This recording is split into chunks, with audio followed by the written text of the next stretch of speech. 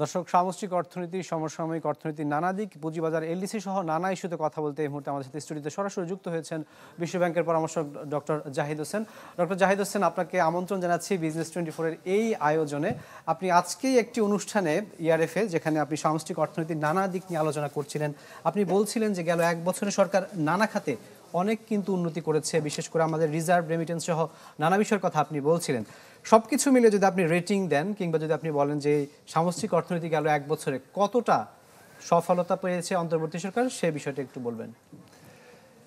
এখানে ডাইমেনশনগুলো দেখতে হবে যে স্টেবিলাইজেশনের দিক থেকে, মানে সামষ্টিক অর্থনীতির স্থিতিশীলতা পুনর্স্থাপনের ক্ষেত্রে উল্লেখযোগ্য সফলতা এসছে। সেগুলো মূল্যস্ফীতির সূচক বলেন, খাদ্য মূল্যস্ফীতির সূচক, রিজার্ভ, এক্সচেঞ্জ রেটের স্টেবিলিটি। যেই জায়গায় আমরা খুব একটা উন্নতি দেখি নাই এই স্টেবিলাইজেশনের ক্ষেত্রে, সেটা হচ্ছে খাদ্য বহির্ভূত মূল্যস্ফীতি, যেটা এই জুলাইতে গত জুনের তুলনায় বেশি ছিল। আর খেলাপি ঋণের ক্ষেত্রে খেলাপি ঋণের পরিমাণটা অনেক বেড়ে গেছে। সেটার আবার ভিন্ন ইন্টারপ্রিটেশন আছে, যে আগে যেটা লুকানো হতো এটা এখন বেরিয়ে আসছে, এটা সবসময় ছিল। তো সার্বিকভাবে যদি বটম লাইনটা আপনি বলেন, তাহলে আপনি বলছেন যে আপনি কত মার্ক দেবেন, কোন গ্রেড দেবেন। তা আমি বলবো এখানে বি প্লাস, শুধু স্টেবিলাইজেশনের ভিত্তিতে, মানে কারণ যেই প্রতিকূলতার মধ্যে দিয়ে গেছে সেইখানে এতটুকু করতে পারাটা একটা উল্লেখযোগ্য অর্জন। কিন্তু অন্য ক্ষেত্রে, বিশেষ করে মাইক্রো লেভেলে এবং অর্থনীতির কর্মচঞ্চলতার ক্ষেত্রে, প্রবৃদ্ধি, বিনিয়োগ, সেখানে এক্সপোর্ট আর রেমিটেন্স ছাড়া অন্য জায়গায় তেমন গতিশীলতা ফিরে আসেনি। আপনি বলছিলেন যে অনুষ্ঠানে যে ব্যাংক খাতের যে পতনটা বা যে ধরনের লুটপাট হয়েছিল, সেই জিনিসগুলো কিন্তু অনেকটাই বন্ধ হয়েছে। কিন্তু আমরা দেখেছি যে সবশেষ যে তথ্যপাত্র, গ্রাহকদের যে আস্থা, সেটা কিন্তু এখনো ব্যাংক খাত পুরোপুরি ফেরাতে পারেনি। এর মাঝখানে আবার 5 ব্যাংকের বিষয়টি নিয়ে অনেক আলোচনা হচ্ছে, সেই বিষয়টি নিয়ে যদি কিছু বলতেন। সেটা তো স্বাভাবিক, কারণ যেই ধরনের লুটপাট হয়েছে, যেই মাত্রায় হয়েছে, সেইটা তো আর ফিরে আসে নাই। এবং এর কারণে 15 থেকে 20টা শুধু ব্যাংকিং প্রতিষ্ঠানই একেবারে ভঙ্গুর অবস্থায় পৌঁছে গেছে। ব্যালেন্স শিটে যা দেখানো হচ্ছে তার হয়তো 50-60% আসলে নাই।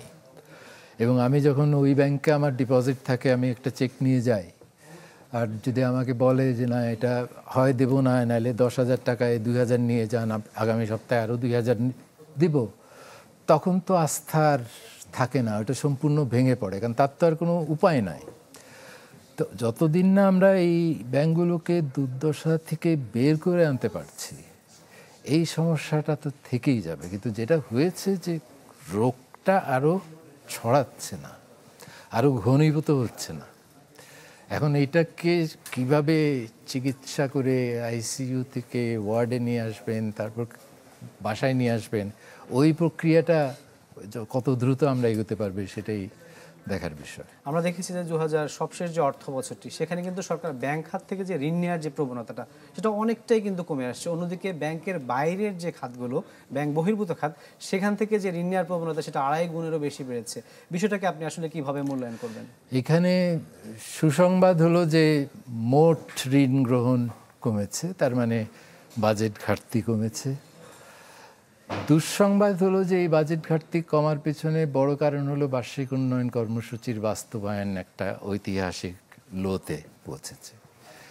আর দ্বিতীয় দুঃসংবাদ হলো যে যেই ঘাটতি অর্থায়নের যে সোর্সগুলি আছে, সেখানে যেগুলো সস্তা সোর্স, সেখান থেকে কম এসছে। যেগুলো বেশি খরচ হয়, সুদ ব্যয় বেশি, মেয়াদও কম, সেখান থেকে মানে আভ্যন্তরীণ ঋণ গ্রহণ বেড়েছে।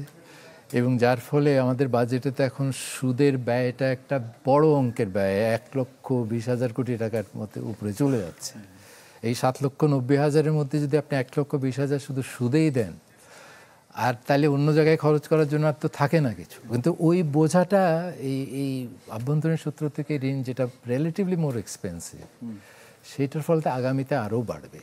আমরা দেখেছি যে ডক্টর জাহিদ, যে পুঁজিবাজারে একটা বিশাল আস্থাহীনতা কাজ করছে। সরকার যেগুলোই সংস্কার করেছে, সেখানে মোটামুটি একটা স্ট্যাবিলাইজেশন আসলো, এই জায়গাটাতে কিন্তু আসেনি। সরকার নতুন করে একটা উদ্যোগ নিয়েছে যে সরকারি কোম্পানির শেয়ার রয়েছে এরকম কোম্পানিগুলোকে, সরকারের শেয়ার রয়েছে এমন কোম্পানিগুলোকে পুঁজিবাজারে অন্তর্ভুক্ত করার জন্য। এতে কি আসলে আস্থাহীনতা ফিরবে কিনা, কি মনে হয় আপনার কাছে? সরকারি কোম্পানিগুলো যদি সচ্ছল না হয়, এগুলো যদি লস করতে থাকে, ব্যালেন্স শিটে যদি মূলধনের ঘাটতি থাকে, এরা ডিভিডেন্ড দিতে না পারে, তাইলে এই মানে পচা শেয়ার, আমি এই শব্দটা ব্যবহার করলাম এই জন্য যে এর চেয়ে বেটার ডিসক্রিপশন আর হয় না, তাইলে ওই শেয়ার বাজারে আসলে আপনার কোম্পানির উপর আস্থা নাই, শেয়ারের উপর আস্থা থাকার তার প্রশ্ন ওঠে না। বাজারে শেয়ারের সরবরাহ বাড়বে, কিন্তু ওই কোম্পানিটাকে তো আগে ফাইন্যান্সিয়ালি ভায়াবল করতে হবে। তা আমরা তো ওই ধরেন বিএসএফআইসি বলেন বা বিসিআইসি বলেন বা জুট মিল কর্পোরেশনের যেই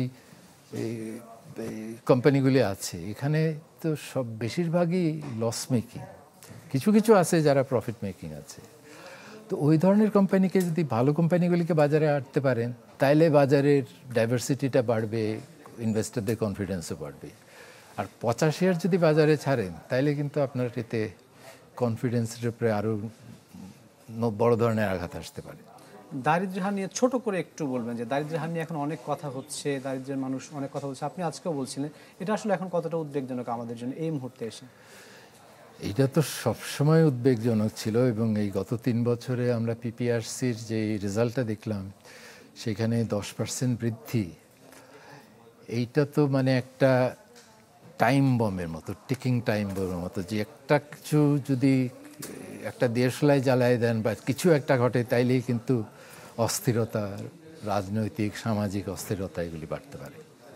এলডিসির উত্তরণের সময় বাড়ানোর পক্ষে নন সিবিডির সম্মাননীয় ফেলো ডক্টর মুস্তাফিজুর রহমান, তবে প্রস্তুতির ঘাটতি থাকলে তা স্পষ্টভাবে উল্লেখ করে আবেদন করতে হবে জাতিসংঘে। এক বিতর্ক অনুষ্ঠানে তিনি বলেন যে উত্তরণের পর বিভিন্ন সুযোগ বাড়বে বাংলাদেশের, আসবে বাড়তি বিনিয়োগও, এজন্য জ্বালানি সহ সব খাতে উন্নতির পরামর্শ দেন তিনি। এক প্রশ্নের জবাবে মুস্তাফিজুর রহমান বলেন যে নির্দিষ্ট সময়ের মধ্যে উত্তরণ ঘটলে কিছুটা চাপ বাড়বে রপ্তানি খাতে, সেক্ষেত্রে রপ্তানিকারকদের বিকল্প সহায়তার কথাও বলেন তিনি। জানান দেশের মর্যাদা বাড়াতে গিয়ে সংকট তৈরি করা যাবে না।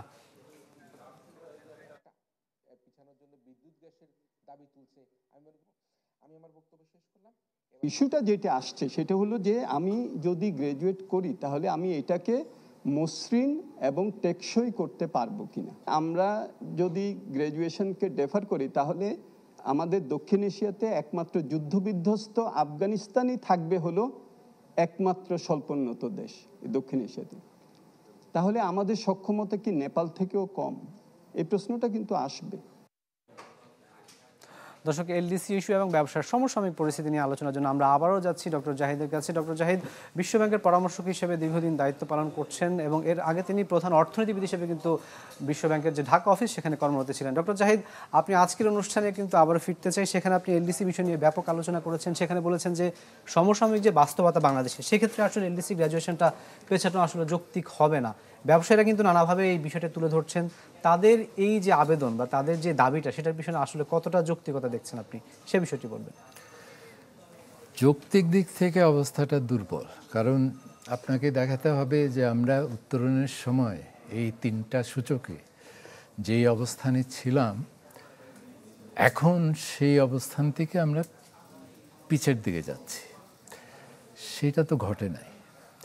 তারপর আপনি বলতে পারেন যে ডেটা ভুল, তাহলে ডেটা শুধরানোর ব্যবস্থা করতে হবে, অফিসিয়ালি এমনভাবে করতে হবে যেটা আন্তর্জাতিকভাবে এই যে কমিটি ফর ডেভেলপমেন্ট পলিসি এবং ইউএন সিস্টেম, ওয়ার্ল্ড ব্যাংক, এদের সবার কাছে গ্রহণযোগ্য হতে হবে।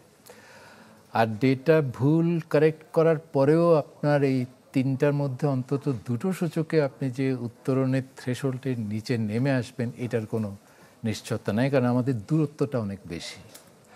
কাজে ডেটার ভিত্তিতেও আপনার যুক্তি খাড়া করানোটা যে পিছিয়ে দেওয়ার, এটা কঠিন হবে। আরেকটা যেটা আমরা ঐতিহাসিকভাবে দেখেছি, যে পিছিয়ে দেওয়া হয় একটা প্রিকশনারি মুভ হিসাবে, যে আমি গ্র্যাজুয়েট করলে যেই ধাক্কাটা আসবে, ওই ধাক্কার কারণে এই সূচকগুলোতে আমি আবার গ্র্যাজুয়েশন লেভেলের নিচে নেমে যেতে পারবো। তো সেইটা আপনি কি শুধু আমার ইউরোপিয়ান মার্কেটে 2029-এ ট্যারিফ বেড়ে যাবে, এটা তো আর 26-এ বাড়তেছে না, সেই আর আমার এক্সপোর্টে ভর্তুকি দেওয়া যাবে না, আমার আভ্যন্তরীণ ট্যারিফ লিবারালাইজেশন করতে হবে, এই সব যুক্তিতে এটা গ্রহণযোগ্যতা পাবে বলে আমার মনে হয় না।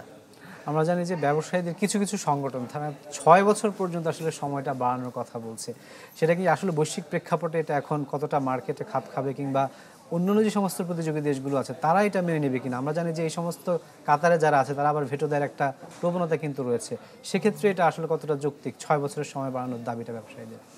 সেইটা তো আপনার, আমি যদি আপনাকে কাউন্টার প্রশ্ন করি, ধরেন আমি সিডিপিতে বসে আছি, আপনি এসে বললেন যে আমার 6 বছর সময় বাড়াই দেন, ঠিক আছে 6 বছর সময় বাড়াই দিলে 6 বছর পরে আপনার কি হবে, মানে আপনার প্রস্তুতিটা কি থাকবে যে তখন আপনি গ্র্যাজুয়েট করতে পারবেন?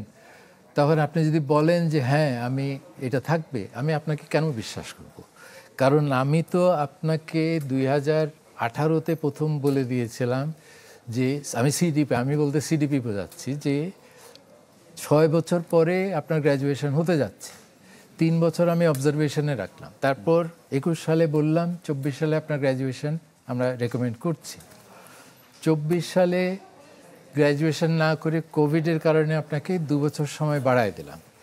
8 বছরে যেটা আপনি করতে পারেন নাই, যে প্রস্তুতিটা নিতে পারেন নাই, আগামী 6 বছরে যে সেই প্রস্তুতিটা নিতে পারবেন, সেটা আপনি আমাকে বিশ্বাস করানোর জন্য কিভাবে করাবেন সেটা?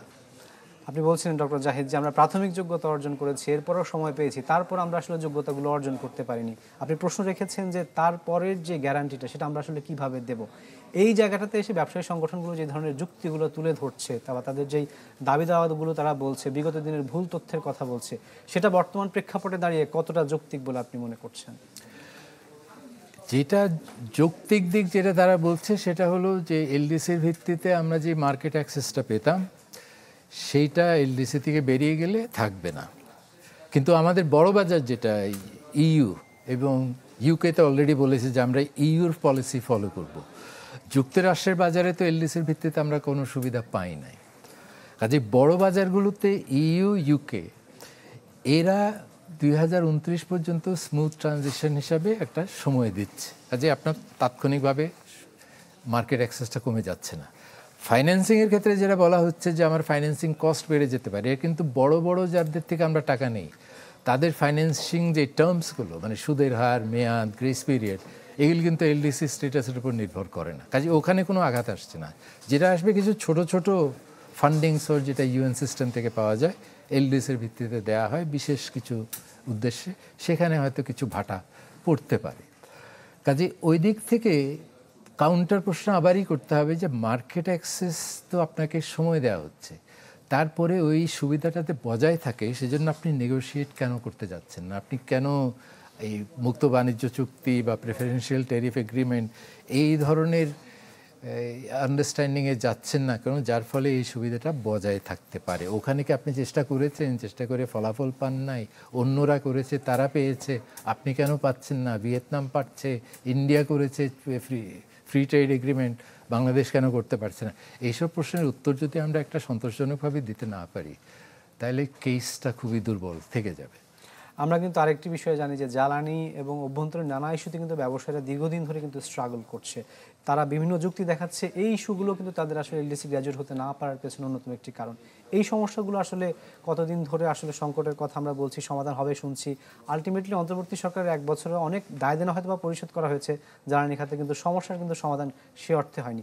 এটা আসলে ব্যবসা বাণিজ্যের ক্ষেত্রে কীভাবে প্রতিবন্ধকতা সৃষ্টি করছে বলে আপনি মনে করছেন? না, সমস্যাগুলো যেগুলো তারা তুলে ধরছেন এগুলো জেনুইন সমস্যা, গুরুতর সমস্যা।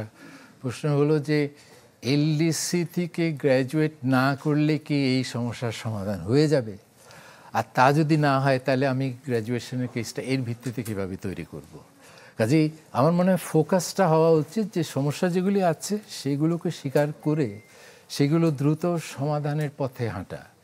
এলডিসি গ্র্যাজুয়েশনকে আমি যেভাবে দেখি যে এটা ওই কাঠামোগত সংস্কারের ক্ষেত্রে আমাদের যে একটা স্থবিরতা আছে এবং একটা আগ্রহের অভাব আছে, সেইটা সৃষ্টি করতে একটা চাপ প্রয়োগ করবে।